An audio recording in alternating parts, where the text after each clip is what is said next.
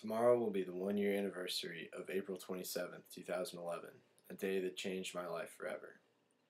Almost a year ago to the day, as I was walking through the streets of just devastation the morning after the tornado destroyed a lot of the city, I couldn't believe that this was actually happening in my life. This is the kind of thing you see on the news or in a video game.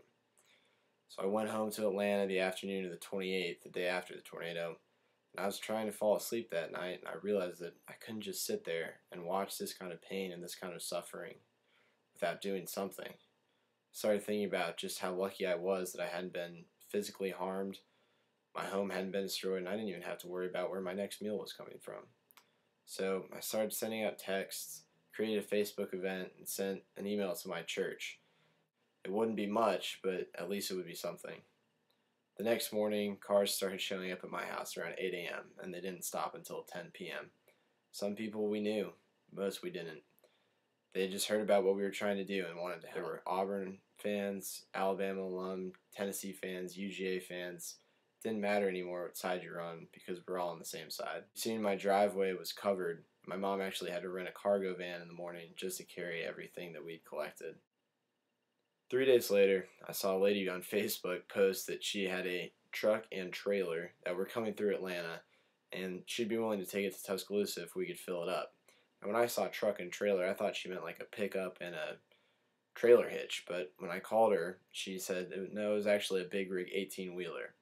I told her to bring it anyways. I didn't know how we would fill it, but just somehow I just knew we would. Within 2 days of planning, we managed to get the word out enough to fill the entire 18-wheeler full of supplies. 3 days after that, we filled the same 18-wheeler again. And throughout the next 2 months, people kept donating, and before we knew it, we'd filled 4 18-wheelers, 4 26-foot box trucks, 10 cargo vans, and dozens of SUV and pickup truck loads full of supplies.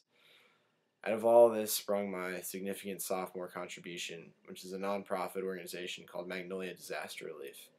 We continue to collect supplies and donations for disaster victims across areas of rural Georgia, Alabama, Kentucky, recently Indiana, and Ohio as well. Really anywhere that people are in need. In several weeks, we'll complete a new home for a lady who lost everything on April 27th and has been living in a camper for a year. This journey has allowed me to do some pretty incredible things, from riding with Taylor Swift in her tour bus, to having my own dressing room in backstage of her concert, to being flown out to Hollywood to be presented by Nickelodeon with a national award. I've been able to meet mayors, senators, consulate generals, and even Nick Saban. But the real rock stars and heroes aren't the celebrities that I've got to meet.